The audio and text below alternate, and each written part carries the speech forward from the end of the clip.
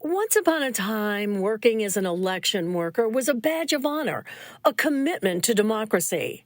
Now, nobody wants the job. And now, here comes AI. From hanging chads to deepfake videos, American democracy wobbles in this episode of Lost in the Middle. The New Hampshire primary was really pretty sleepy this year. Nikki Haley's long shot campaign was spinning its wheels like a car on a snowy road in Manchester. Other candidates were dropping out left and dropping out right. Joe Biden didn't set foot in the state until after he won the primary, his first visit in New Hampshire in more than 2 years. But along the way, he did make his presence felt in a weird robocall to voters just 2 days before the election, warning them not to vote in the primary, but to save their vote for the general election in the fall. What a bunch of malarkey.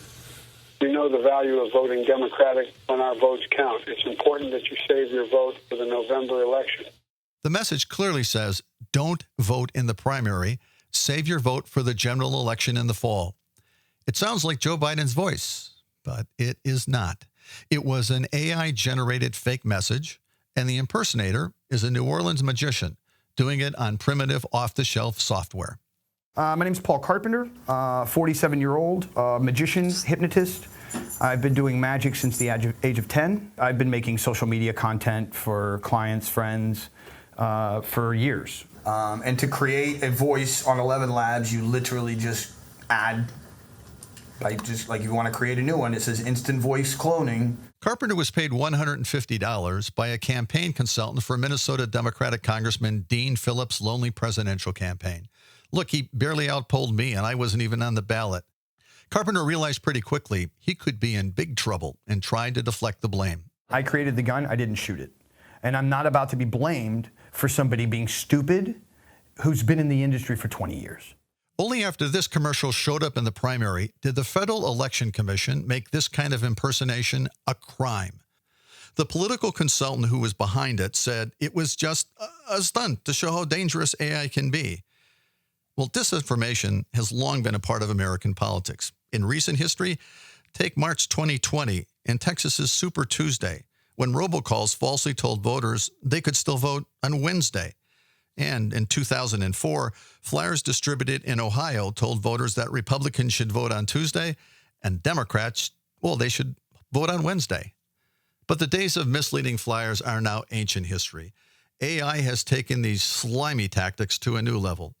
And what surprises me is that in some ways, we're behind the international curve. Here's a quick clip from a recent BBC story. This isn't just a Western phenomenon, this is really global. And one that really springs to mind happened in India, where a BJP candidate, that's the ruling party, used a similar technology to essentially speak different regional dialects that he couldn't actually speak. And in this example, it wasn't disclosed clearly to the audience that this was AI generated. And when it emerged that it was, the actual BJP party disowned this use and kind of decried it as something that they didn't want. And then more recently in Indonesian elections that happened earlier this year, we saw an avatar of a synthetically resurrected, deceased previous leader coming back to endorse one of the candidates. President Indonesia. In the U.S., we haven't had resurrection and endorsement moments, at least that I'm aware of. But here's one clever use of AI, targeted at older Americans. When I was a kid, my parents would often eat lunch and listen to Chicago newsman Paul Harvey. His voice is instantly recognizable. He was an icon in rural America, and he recorded this homage back in 1978. And on the 8th day, God looked down on his planned paradise and said, I need a caretaker. So God made a farmer. God said, I need somebody willing to get up before dawn, milk cows, work all day in the fields, milk cows again, eat supper, then go to town and stay past midnight at a meeting of the school board. So God made a farmer.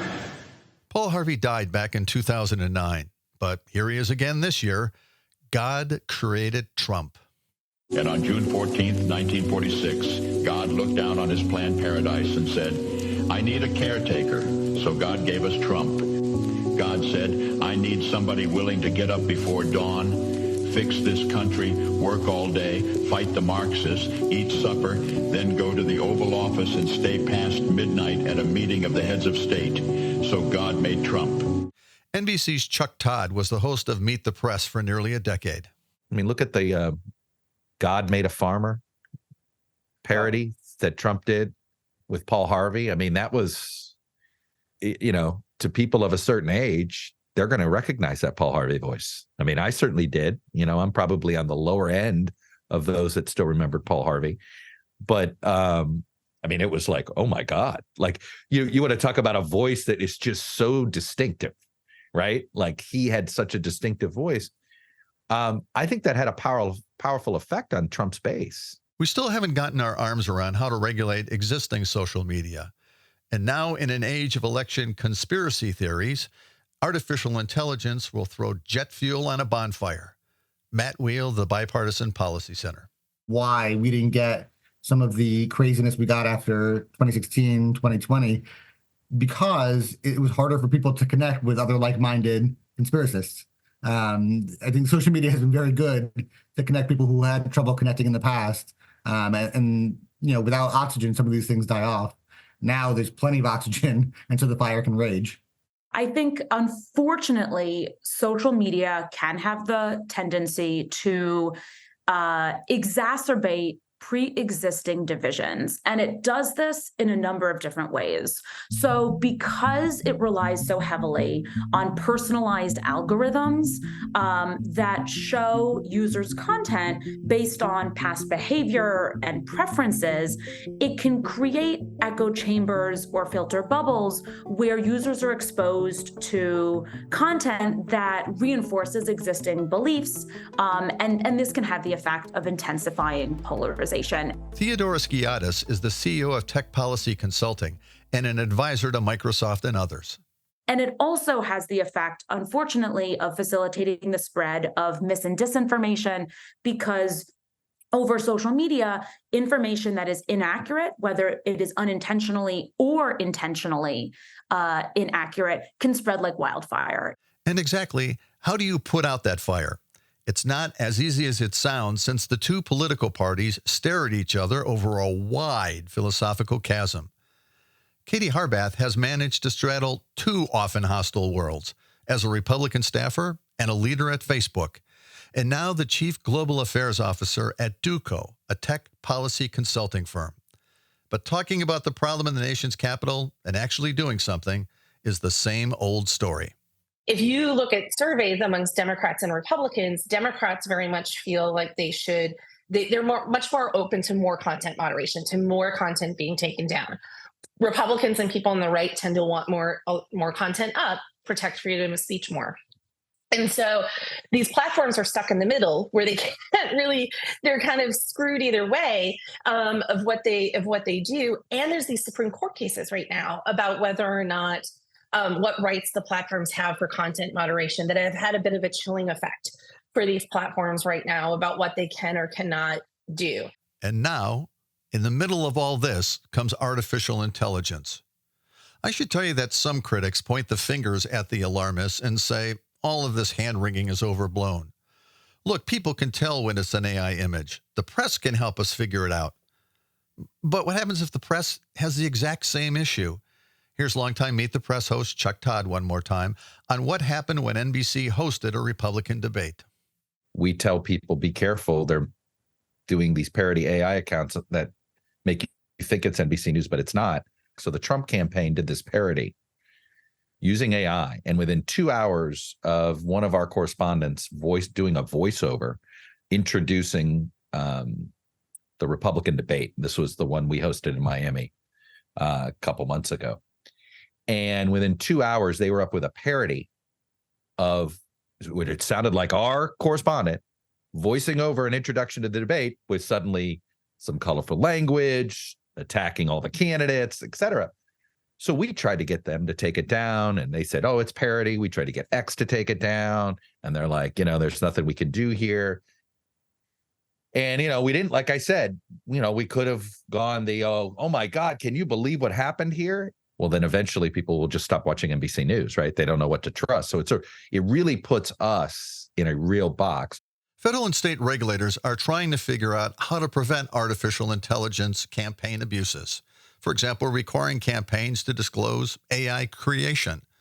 But the reality is that if someone launches a deep fake ad on a Sunday night, right before the election on Tuesday, how do you stop it in time?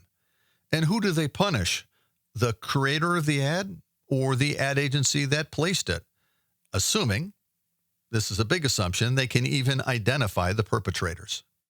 Chuck Todd, one more time. We're in that worst part of a new technology stage where there's no regulation. So I do think that our elected officials are trying to meet the moment here. The question is, can it happen fast enough? Because the biggest thing that I think we have to just get at, number one, is simply transparency that AI was used, right? That is step one in trying to get the public aware of this AI issue, is to proper label it, frankly. And that I think is the first thing we've got to focus on. Look, I actually think we're in such a precarious position of trust already, not just us in the media, but government officials, everybody, that it's very possible if we get this wrong, we could easily end up putting ourselves in a situation where we've almost become nihilists, where we don't believe anything.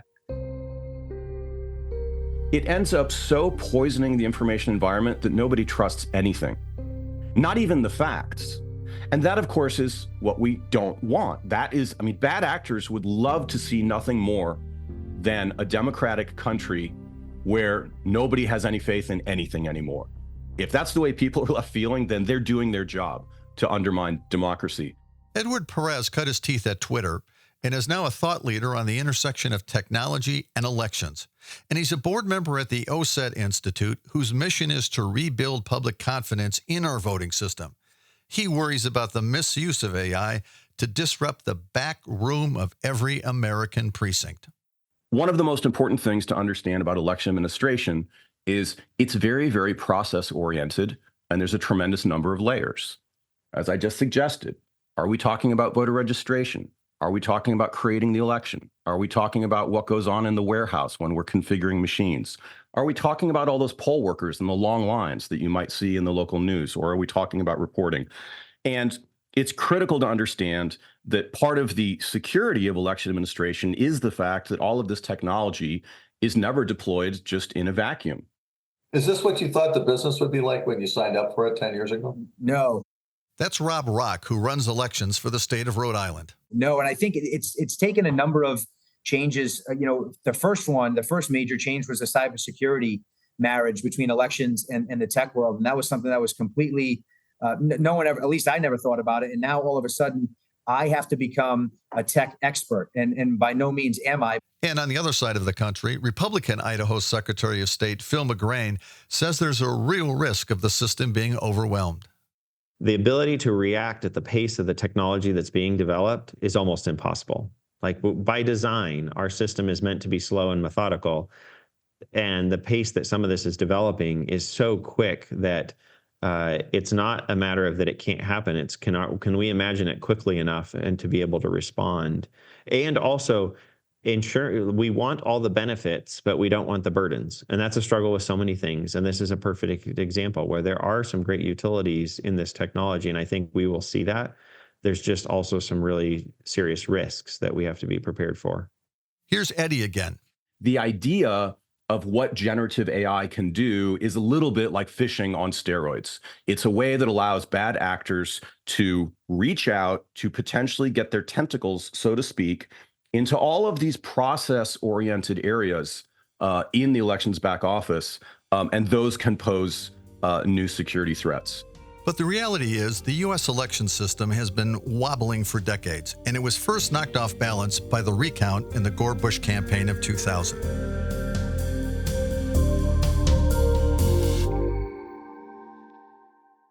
This podcast is brought to you by the American Property Owners Alliance. We are a nonprofit, nonpartisan organization that protects property owners and their interests. Did you know that in 10 states and Washington, D.C., the government can take more than what it is owed in property taxes in the instance of a foreclosure? From 2014 to 2021, 8,600 homes and more than $780 million in savings were lost to this practice, known as home equity theft. We are working to end home equity theft everywhere it remains on the books. Visit propertyownersalliance.org to join the effort to protect property rights. Keep in mind the U.S. election system is actually a conglomeration of 50 different states with 50 different voting rules, 132,000 polling places staffed by 775,000 volunteers. And that night, the entire election came down to just a single state, Florida. And stoking the nation's anxiety, network news stations made one flawed call after another. A big call to make. CNN announces that we call Florida in the Al Gore column. Turn the lights down. The party just got wilder. Florida goes to Mr. Bush. Bush wins. Headline of the hour. Folks, it might be premature.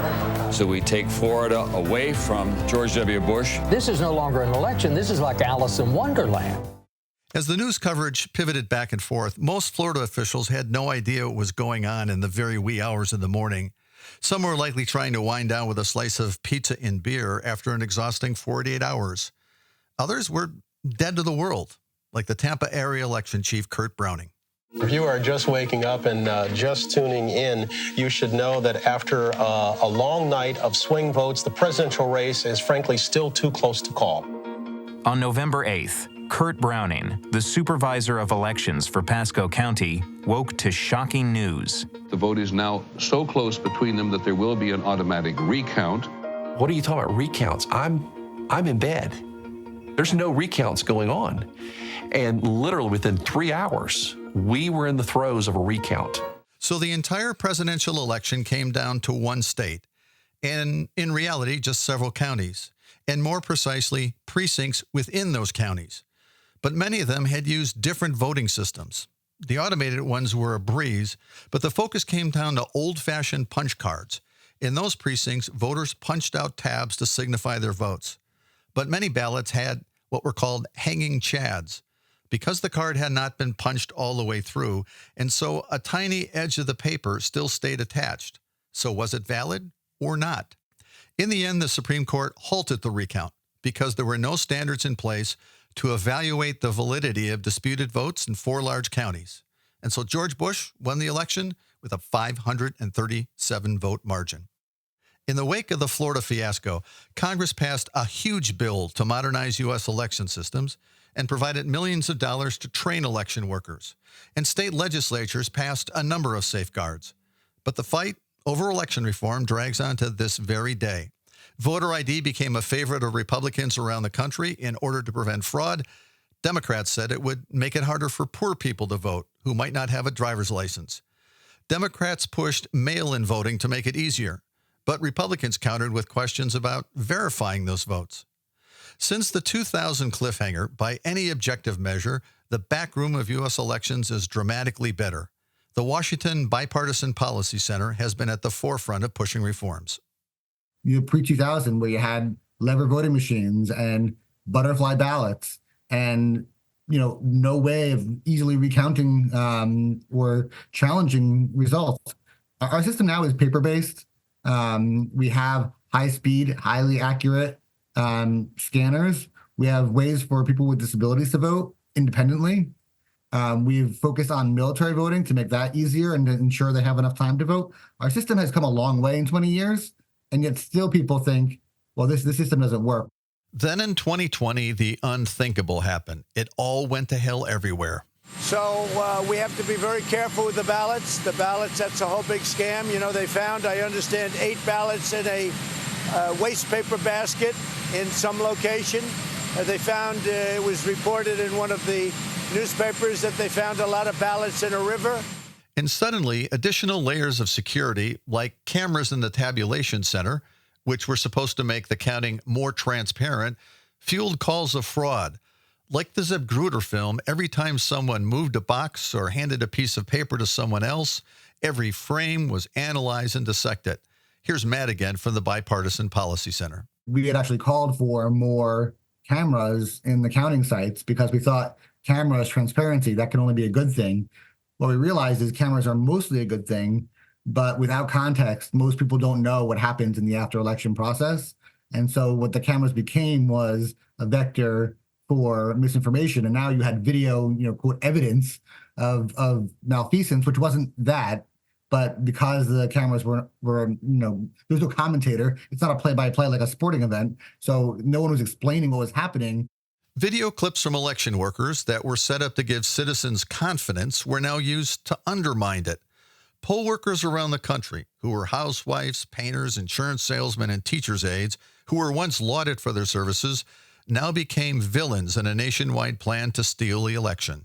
Here's Rudy Giuliani attacking a mother and daughter poll worker pair who he accused of being at the heart of the attempt to steal the election in Georgia.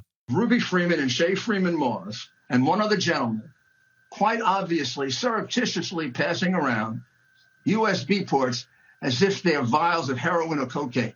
At a later congressional hearing, the women pushed back in tears. I no longer give out my business card. I don't transfer calls. I don't want anyone knowing my name. They won a defamation case against Giuliani with damages of $148 million, which incidentally has still not been paid. It didn't matter if you lived in a red state or a blue state. The people who ran the elections and their families were harassed and in some cases threatened with violence. The Democrats didn't really have to try to rig the election in Rhode Island. Biden won by 110,000 votes, a margin north of 60%. But in Cranston, the state's second largest city, election officials still faced blistering attacks. Nick Lima runs the elections in that city. It's completely changed. I mean, everything about our job has changed. I still, to be honest, have a little PTSD from it, as do my coworkers and plenty of other election officials around the country. Yeah, I mean, it's something that everyone has dealt with in their own way. I can tell you that there are still times I wake up at night thinking about polling places and poll workers, and that's true for any job, right? I mean, any job where you have stress. And elections have always been a cycle where, during election season, you really feel the pressure, you feel your heartbeat increasing a bit. This is not an isolated example. In the last 2 years, half of the election officials in the country, half of them have quit. And the executives who stayed on for 2024 are starting with half of their workforce battered around from 2020 and the other half learning on the job with live ammo firing around them. But what about being a Republican Secretary of State in the era of election stealing rhetoric? Here it's the inverse of Rhode Island. Idaho voted 64% for Trump. But that's really not any different. Idaho Secretary of State Phil McGrain says in coffee shops and grocery stores, poll workers are confronted by election deniers. And he knows in November they're going to be out in force. Just the act of standing behind you watching you work just puts you on edge. It doesn't matter whether it's your mother, your spouse, but definitely if it's a stranger, everyone has that natural inclination, like they want to do it right. And now you start second guessing yourself, even if you know you're doing it right. Let alone what we see is people asking questions. Poll workers are trained to help run the polling place and issue ballots properly, check people in. They don't know about cybersecurity on voting equipment and what testing went through, but you might have your poll watcher asking these questions that there's no possible way this poor person who's serving at the polls is going to be able to answer. Katie Harbaugh believes the struggles to police social media have actually made everybody in the election universe better prepared for what's coming. My mantra for this year is to panic responsibly. And so I think that as people are hearing the news about this or experiencing this or kind of going through all this, we should be worried, and it's good that we're asking these questions. And frankly, that's a part that I'm optimistic about, is that we're asking these questions earlier with AI than what we did on social media. The elegant high-tech solutions are for the people who live in a universe of ones and zeros. But on the ground, there's a very real, different crisis. The election chaos has made it harder to find the basic building block of the system, the citizens who run the polls and count the ballots. You want to know why it's so hard to get poll workers? Talk to people who ref kids' sports. Years ago, I almost dropped my popcorn at a third grade basketball game when the mom of one of my son's teammates was so out of control she got tossed from the gym. These were 9-year-olds, for God's sakes, 9-year-olds. The parental abuse has led to a crisis in youth sports to find enough umpires and enough referees. Now think of the abuse in recent years heaped upon a 75-year-old retired librarian who volunteered to work as a poll worker. It's no wonder all around the country they've quit. But there's an intriguing solution to this issue, and you can find it in just one state, smack dab in the middle of the country in Nebraska. Well, let's talk about how we can turn this climate of suspicion around, and at the same time give every precinct in the U.S. enough poll workers to get the job done. Nebraska's the only state where counties can draft poll workers. Think of it as a variation on jury duty. Brian Cruz lives in Omaha. But do most Nebraska voters even know this exists? No, that's the thing. Even a lot of my friends in fact, a friend of mine, he's the COO of a lumber company here. I mean, we're together all the time, vacation together. And he called me about a week ago and he said, my employee got this letter for a draft. Is this a real thing? And I said, it sure is. And he said, can I get him out of it? And I said, nope. So no, I mean, a lot of people have no idea about it. In fact, we were doing poll worker training a few years ago, and the mayor of Omaha, her husband at the time walked in, and I said, Joe, what are you doing here? And he said, you sent me the damn letter. If you get drafted, you have to work 4 elections from school board to the U.S. Senate. This fall in Nebraska's Douglas County, about 45% of poll workers will be draftees. Aside from solving the manpower headache, it has an additional, very important benefit. Since many poll workers are oftentimes political junkie, this random selection process drags people into the process who are casual voters, less passionate about parties and platforms and candidates. And you want to try to rig an election? Try it when half of the room is only there because they face prosecution if they didn't show up. But I was just out at a restaurant a couple weeks ago, and a guy randomly stopped by and said, hey, thank you. You run a nice office, good ship or whatever. And I always ask him, I said, now, were you drafted or were you a volunteer? And he said, no, I was drafted. And I said, well, hey, thanks, appreciate it. And he said it was a great experience. He said, and that's what we hear most of the time is from most people is it's a great experience.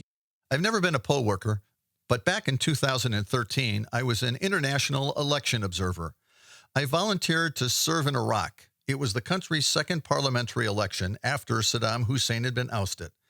Insurgents were determined to depress turnout and derail its fragile democracy. 2 car bombs managed to make it through the heavily guarded Baghdad airport, where they went off just seconds apart.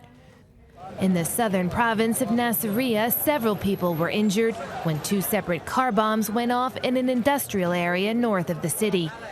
The bombings come just a few days before Iraqis are scheduled to vote in the country's first elections since the 2011 U.S. troop withdrawal. The upcoming election for local level officials is being seen as a key test of security forces' ability to keep voters and the country safe. The international community was determined to make the election a success. Our team of observers were sponsored by a program funded by the Canadian government. It was a pretty motley crew. Jim Slattery, a former Democratic congressman from Kansas, 2 former Canadian members of parliament, and 2 members of the European Union who had nothing in common except for spending a lot of time in perpetually rainy Brussels. One represented part of Stockholm and brandished a scruffy graying beard and a Free Palestine sticker on his suitcase. The other, a heavy-jowled British conservative with a pocket scarf in every blazer. We spent most of the days leading up to the election in the U.S. Embassy compound getting briefed on not election issues, but on security issues. Like, if your armored car drives over a roadside bomb, how would you respond? Yeah, lots of uplifting conversations. The morning of the election, we woke up to the sound of explosions in every direction. We held back for a while to get a read on what was going on outside our 10-foot walls. It turned out to be more bluster than a real threat. To discourage turnout, insurgents were blowing up balloons filled with gasoline. They paired us up in groups of 2. I was paired with one of the Canadians who'd been a serious hockey player. The security forces had seen me kicking around the gym, more out of boredom than a commitment to fitness, but figured, hell, at least I could run 100 yards if I had to. It was a pretty low threshold to qualify. So I know you're thinking, what the hell has this to do with America's elections? Well, hang on with me for a minute.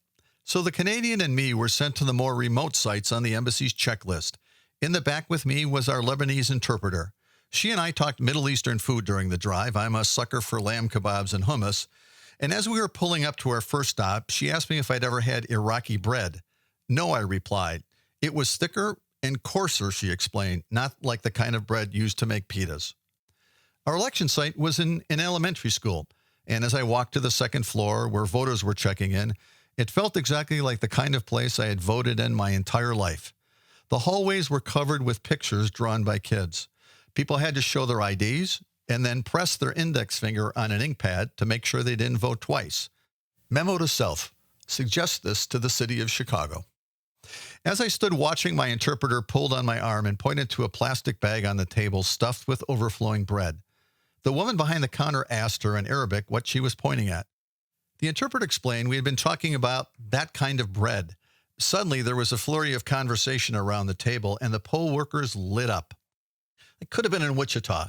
Most of the poll workers here, like in the States, were elderly women who looked like they'd spent the last week baking for one another. In Wisconsin, it always looks to me like they eat one slice of banana bread for each ballot they hand out. Within 30 seconds in Baghdad, I was trying to balance bread, cheese, and olives they thrust into my arms, accompanied by warm smiles. So when people talk about election conspiracies in the States, it's hard to get that image of these poll workers out of my head. Just like the poll workers I will see this fall in Wisconsin. I have a hard time seeing a vast conspiracy in the basement of my local Lutheran church. Let's keep in mind my checkered background. A journalist, a politician, a lobbyist, the entire axis of evil. Cynicism always comes easy to me, and I'm suspicious of the government, but I have a hard time seeing a seething cabal where I vote in November. In my corner of the world, I don't worry about election integrity. I worry about my waistline. Excuse me, can I have one more piece of banana bread for the road?